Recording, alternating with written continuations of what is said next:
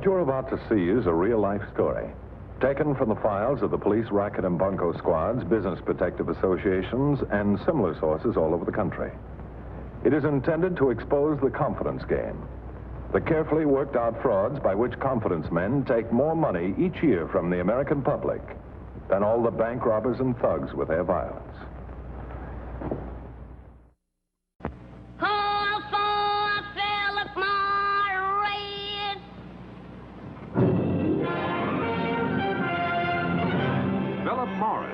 King size or regular, America's finest cigarettes presents Racket Squad.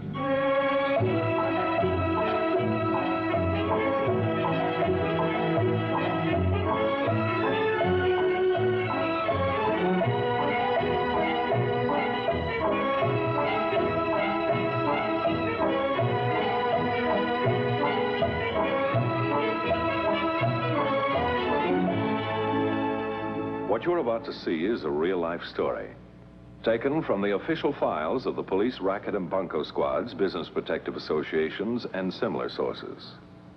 It is presented as a public service by Philip Morris, a company whose product deserves your support and patronage. I smoke Philip Morris myself. I have for a long time, because I know the Philip Morris manufacturing process, and I'm convinced that this cigarette is as fine as human care and scientific skill can make it. It's truly a fine, superior cigarette. I recommend it for your pleasure. As a rule, a person who has been swindled comes to this department with a complaint. And from that point on, we start our investigation.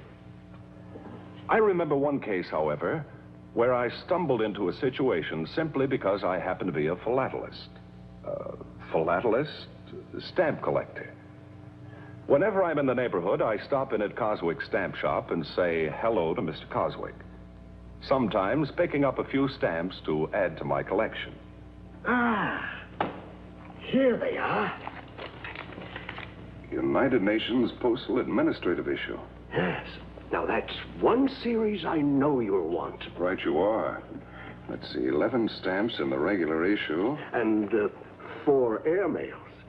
6, 10, 15, and 25 cents. How much is that altogether? $2, 8 and a half. Total face value. You'll want the complete sheets of 50, huh? I'm a collector, not an investor, Larry. Would you mind looking through these for a while? They just arrived from Madrid. Yeah, sure thing. I'll see you in a minute. Good afternoon. How do you do? Can I help you? Yes. Do you appraise stamp collections? Oh, yes, indeed. Then would you mind? Let me. Of course, I can hardly give you an appraisal unless you left it with me for a few days. I'd rather not. If you could just give me an approximate idea. Well, let's see. Let's see.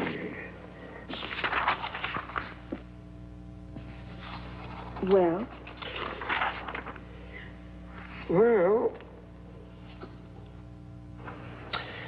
Well, it's hardly what I'd call a valuable collection.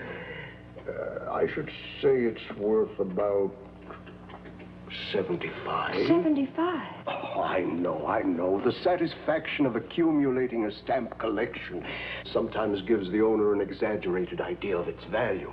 But really, that's about all it's worth. Oh. Well, frankly, I brought the album here because I was beginning to wonder if it was even worth 50,000. 1,000? Why, yes. Isn't that what you meant? 75,000? Well, I'm sorry you misunderstood me. I meant to say $75. $75.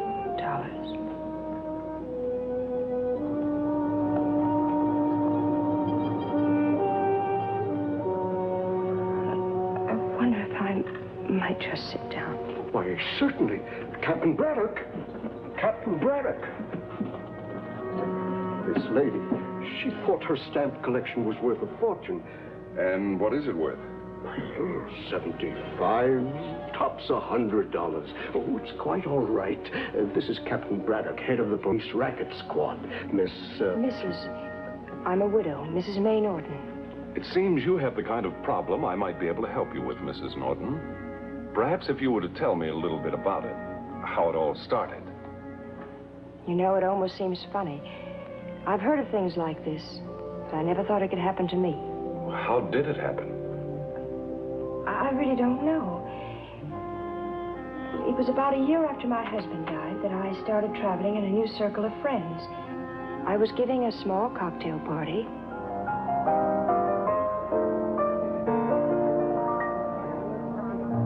That's beautiful, Jim. Oh, excuse me. Harry, I'm so glad you could make it. Come in. Hope you don't mind an unexpected guest. Not if he's a friend of yours. Paul, I want you to meet one of the loveliest ladies in America, Mrs. Norton. May, this is my dear friend, Paul Rostand. Paul's from Vienna. Welcome. I'm honored. And I'm thirsty. Excuse me. Well, we can take care of that in a hurry. Good. Where did you find him? Paul's all right. You know these wealthy Europeans, they can't resist a new pair of ankles. I knew his family long before the war. He's got money, background. He's a good catch for somebody. A bow and arrow, and you'd look just like Cupid. Who, me? That's the farthest thing from my mind. What's the closest, a martini? A double martini, I'm starved. Permit me. Well, that was quick. Yes, and painful. The lady has a husband. In America, they mix drinks. And in Vienna? We create them. What's so creative about a mere martini? The secret of a good martini is its dryness. And how dry can a martini be? Well, you taste it and you'll tell me. Wonderful. Thank you. Anytime you want a job as bartender, you have my unequivocal recommendation. And I thank you. Now, if you'll excuse me, I think I'll circulate.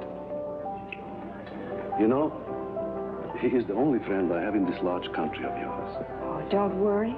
Soon you'll have lots more. Right now, I've decided I'd settle for one more. Oh? Very much so. Dinner that evening was just the beginning. Paul Rostand literally whirled May Norton off her feet. He had tickets for all the best shows. They spent many an afternoon at the races. Flowers every day. And romance every night.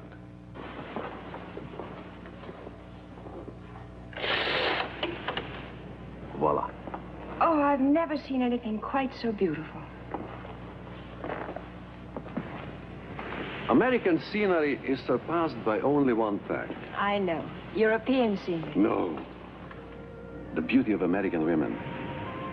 Certain ones, that is. Do you know why I rented this house?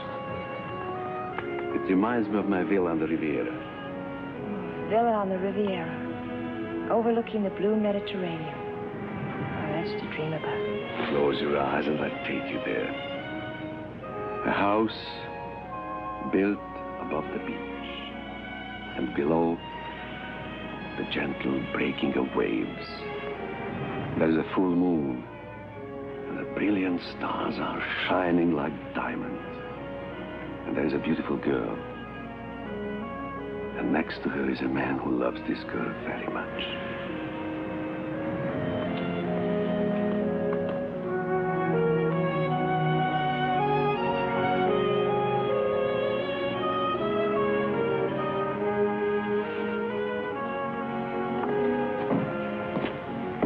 What's the matter? Too much magic out there. If that's a sample of your Mediterranean, it's much better than etchings. Etchings? But I do have etchings. Oh, no. Oh, yes. Let me show you.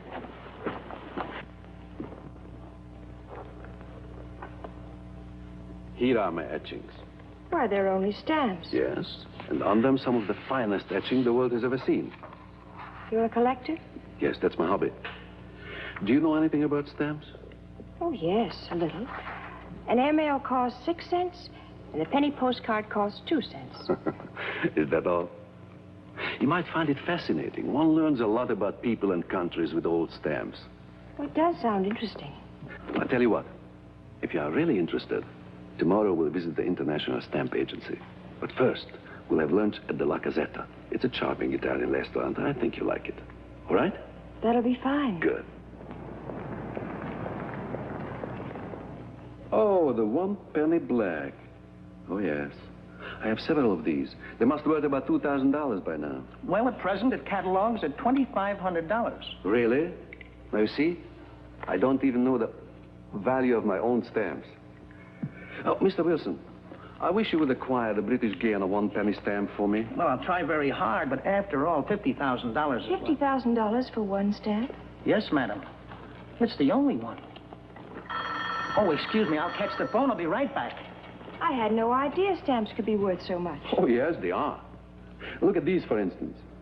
The Zeppelin issue. Originally, they cost $4.55. And their value has increased? $125, to be exact.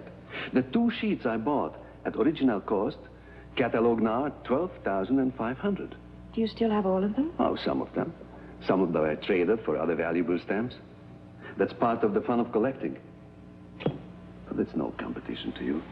Did you drop by, Harry? You can't let Paul have a monopoly. Oh, I know you two have been seeing each other almost constantly. Can you blame me? He's charming. You can't blame him either, only... Only what? I'm worried about him. Well, that's hardly flattering. Oh, you know I don't mean it that way. I'm more than grateful he's in your good hands. Well, then what seems to be the trouble? The way that man runs through money. He can well afford to. In Europe, yes. But American dollars? That's something else. Well, he must have transferred certain accounts here. Why, only this afternoon he tried to buy a stamp for $50,000. Just what I'm talking about, May. He doesn't seem to realize he must put a stop to his spending until his money's cleared through the Foreign Exchange Board. A man can take only so much out of his country, you know. He doesn't seem to be worried. He isn't. But I am. Why should you be? Paul asked me for a $2,500 loan. Now that he's filed application to extend his permit to remain in this country, he must post a bond with the immigration authorities to cover whatever expenses might be incurred. A bond is nothing. It just means taking money out of one account and depositing it in another. Yes, I realize that. The trouble is, only yesterday I was down at the bank and, well, I tied up all my extra cash in a new investment. Oh, I see. Well, couldn't I put up the bond? After all, it's just security. If Paul thought for one moment that you were helping him, he'd... Well, you can imagine how he'd feel. But there's no reason I can't give you the money. And Paul won't have any idea where it came from when you put up the bond. Oh, May, you're wonderful. I hope Paul thinks so. He's picking me up for dinner. Well, I'd better go before he gets here. I wouldn't want him to know we were talking about him.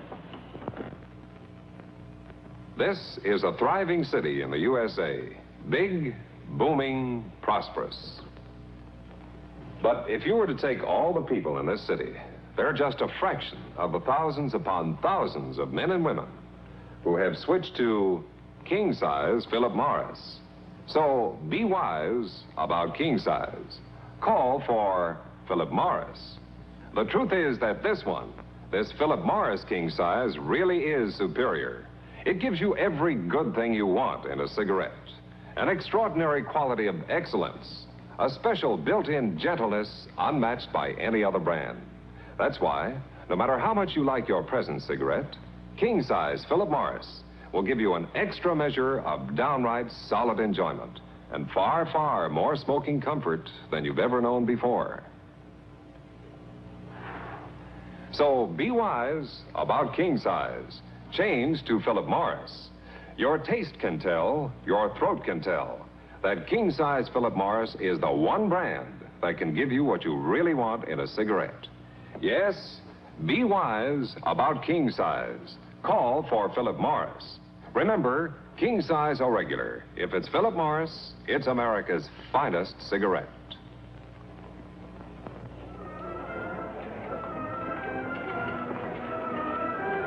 Thank you, Renee. Paul, where do you find these places? The food here is simply delicious. Good. Yes. But delicious. No. Wait until you dine in restaurants like the Drei Husaren in Vienna, Brunier in Paris, or the famous Capriccio in Rome. Now, I've often dreamed of visiting those places. A visit? A visit is like a passing fancy. To really enjoy it, one must live there. Oh, I thought you wanted to live here, in this country. Oh, yes, I want my home to be here. But travel is good for the soul. And I thought if we spent half of our time abroad and then we... Hello, Rostad. Good evening.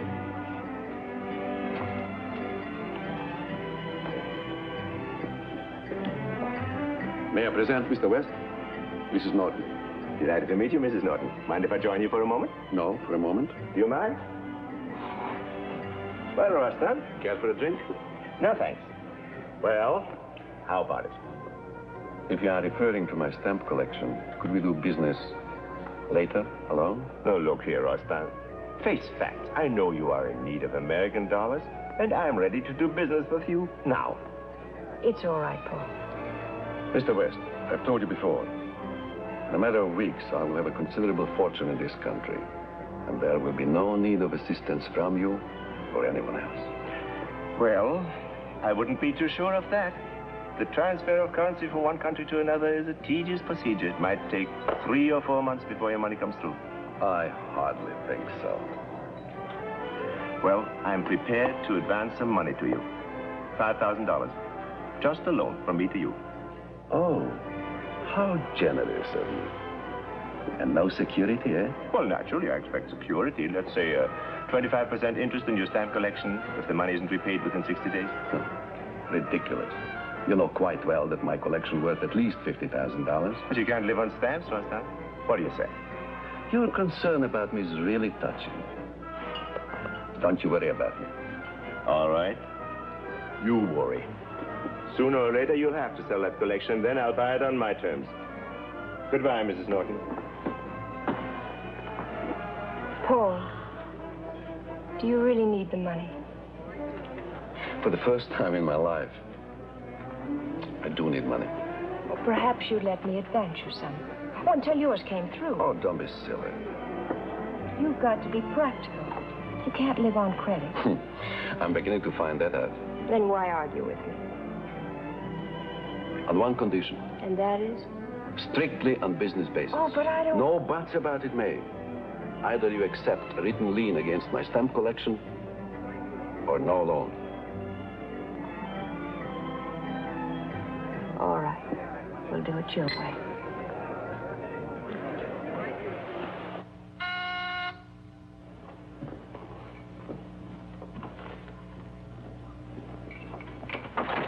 See, darling, I'm off.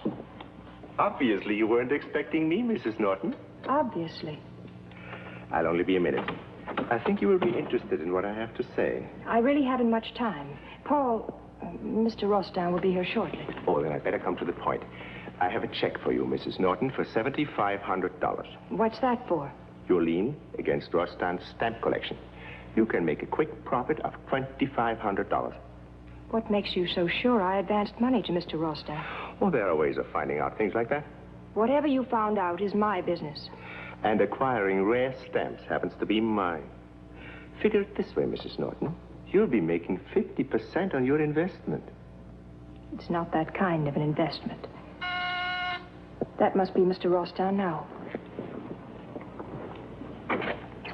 You're adorable. What is he doing here? Suppose you ask him. Well, Mr. West? Good evening, Rostand. Is it? Frankly, no. I've just been trying to buy Mrs. Norton's interest in your stamp collection. But don't worry, my friend. Mrs. Norton thinks more of you than she does of the stamps. I think we have finished our discussion, Mr. West. I'm afraid we have. Good night.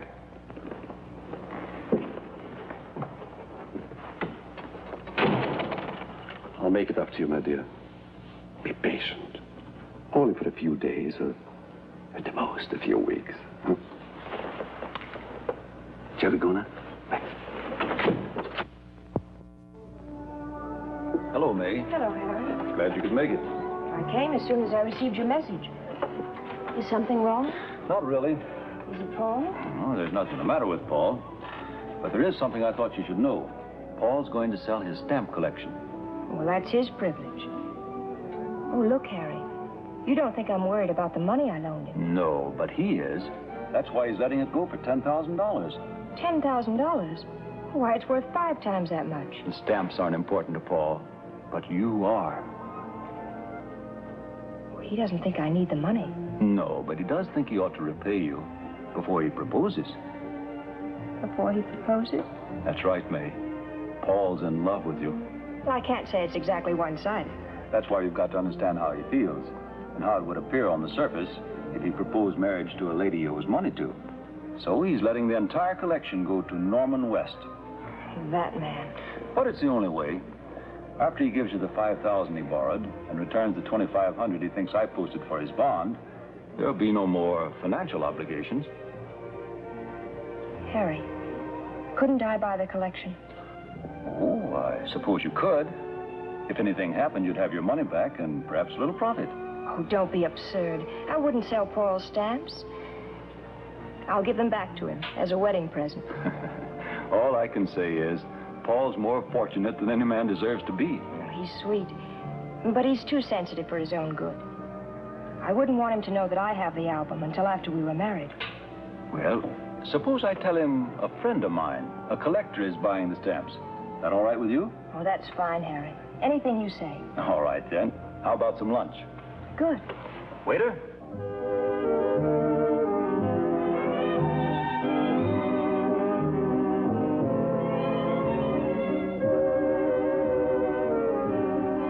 Mix me a drink?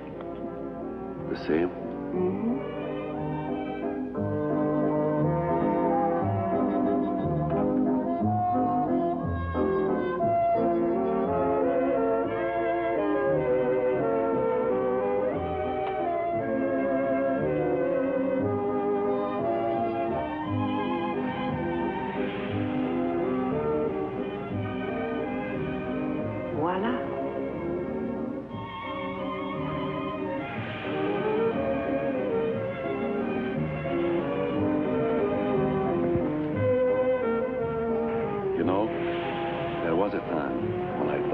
Was meant only for Vienna.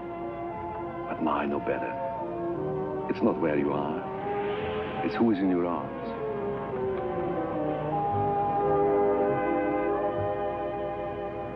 $7, $8, $9, $10,000.